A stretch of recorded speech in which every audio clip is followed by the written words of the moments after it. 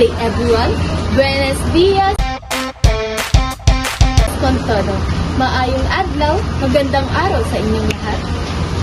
Welcome to Talk Show, where we talk to people from different walks of life about caring our environment and being prepared for disaster. I am your host, Gia, and today we're going to talk about disaster preparedness. So now, let's welcome our guest.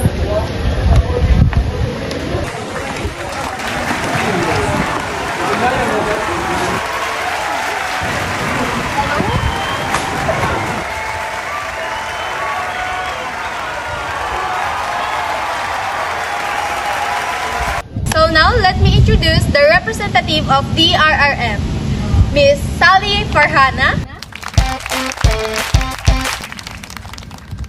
De Guzman Adriana,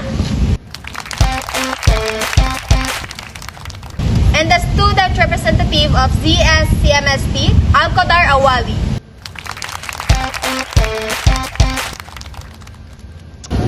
So as a representative of DRRM, I have here some questions. So, what can you say about disaster management? Can you explain to us and elaborate it? And why is it important? Well, disaster management is a structured that approach that uses organized sources, people, and strategies. To lessen the negative impact of disaster, it includes such as prevention, preparedness, response, and recovery.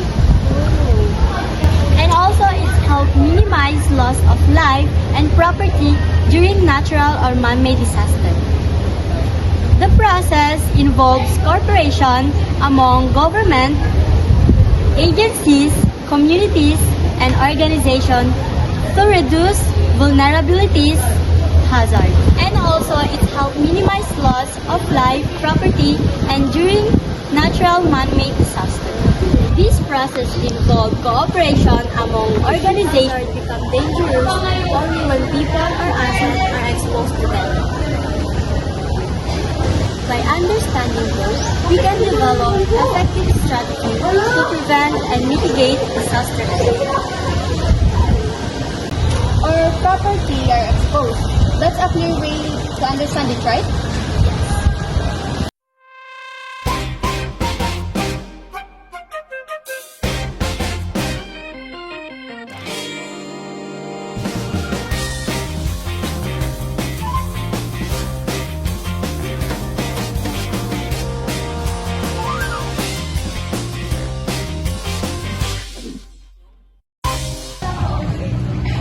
Thank you, Ms. Farhana. How about you, Ms. De Guzman? What are some examples of current environmental issues related to disaster? The current environmental issue related to disaster is deforestation, lead to soil erosion, flash flood, and diversity loss. This current environmental issue is what we're facing right now. And also, it can be mining and logging activities, destabilize land, and contribute to landslides and habitat destruction. The air and water pollution damage ecosystem and increase health risk for people. In coral reef degradation and coastal area erosion make areas more exposed to storm surge and flooding. This issue showed that environmental care is essential during disaster. Thank you for that wonderful example, Ms. Adriana. So how about you, Alcodar Awali? How can the youth contribute to the disaster management? Well, as a student representative of the ZSCMST, I think I can contribute to the disaster management by joining the community-based environmental activities and relief operations. And also, I can encourage my fellow youth to encourage them to join the environmental project. Actually, there's a lot of environmental project in here. Just like the planting trees or what we call the reforestations and also the cleanup activities.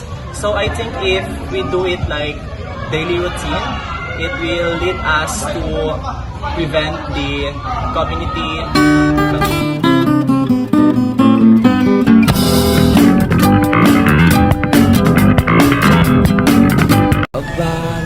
tayo. Para kanino pa bumaba? Babangon tayo, susulong tayo. Babangon tayo, susulong tayo. Babangon tayo, susulong tayo. Babangon tayo, susulong tayo. Babangon tayo. To prevent the calamity, just like the air pollutions and also floods. And also, I think by using of the social medias, youth can also collect data to those specific area where they are affected, so that the DMMR will be informed and notice them. By using of the social media, I think that youth can also help them to collect data to inform the DRRM and also notice them that there is something happening to those specific areas.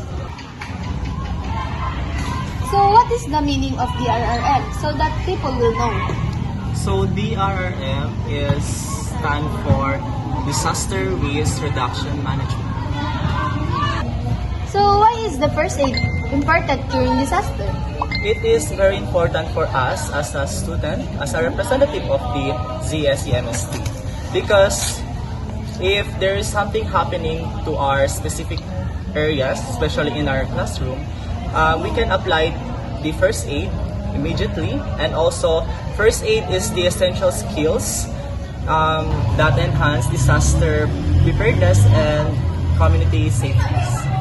And also, doing the proper first aid can be build confidence and reduce panic. So thank you for sharing your knowledge about disaster awareness and preparedness management. So thank you to our guest. So in our next episode, we're going to talk about environmental protection. So again, thank you for our guest. The representative of DRRM. Thank you.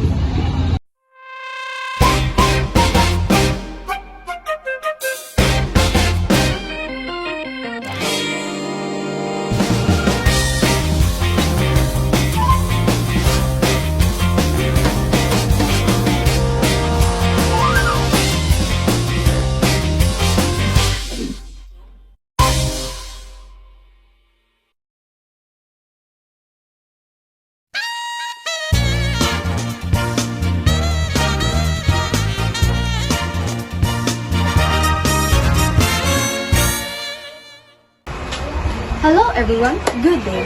Welcome to Talk Show. So today's episode, we're going to talk about environmental protection. So now, let us welcome our guest, the representative of environmental protection.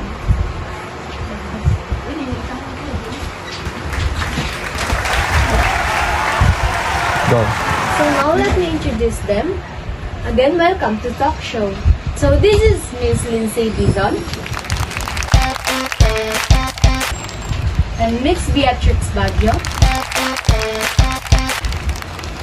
and Miss Ice Jean Valdez.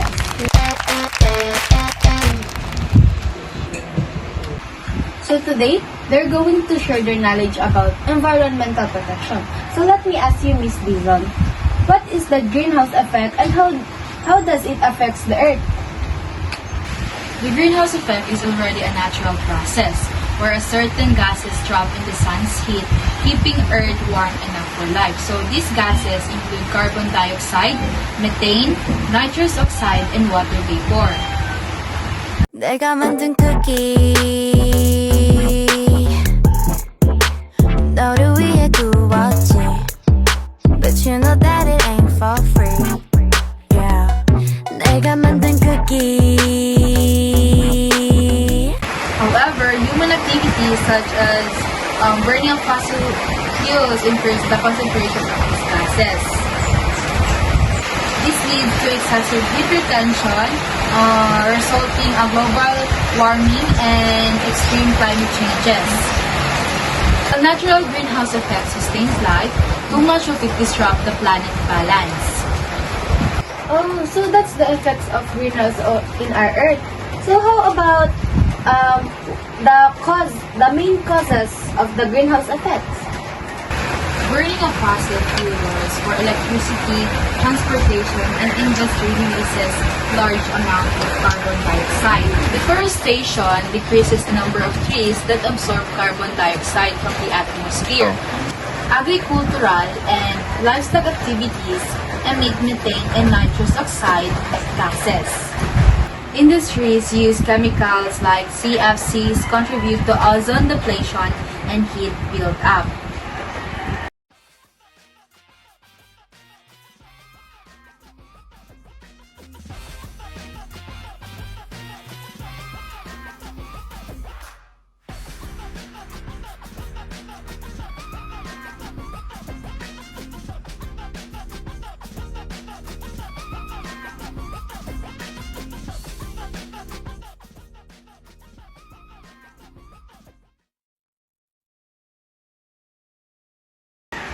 Rapid population growth increases energy demand and also worsening the emission of the greenhouse gases.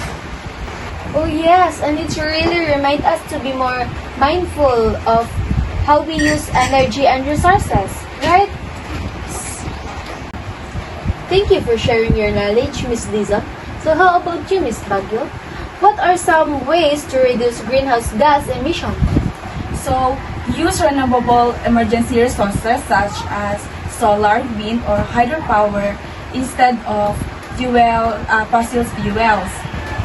To reduce greenhouse gas emission, we will use renewable energy resources such as solar, wind, or hydropower instead of fossil fuels. Conserve electricity by turning off unused lights and unplugging devices. Practice sustainable transportation by carpooling, biking, or using public transit. Also, the plant trees and support reforestation projects to absorb carbon dioxide naturally. Encourage eco-friendly laws and community actions that promote sustainability. Oh, so that's the ways to reduce greenhouse gas emission.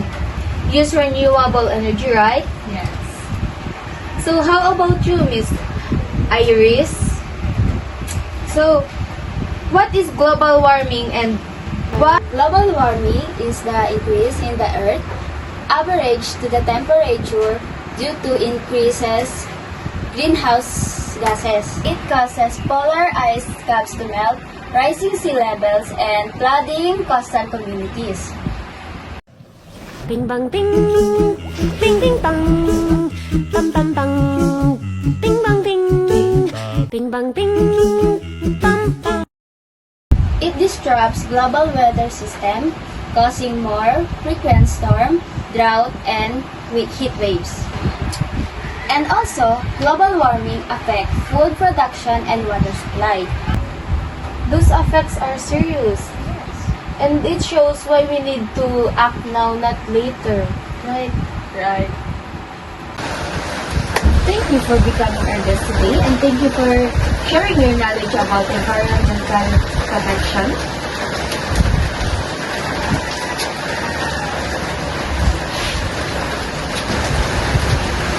Maraming salamat sa patuloy na pagsusubaybay sa aming programa.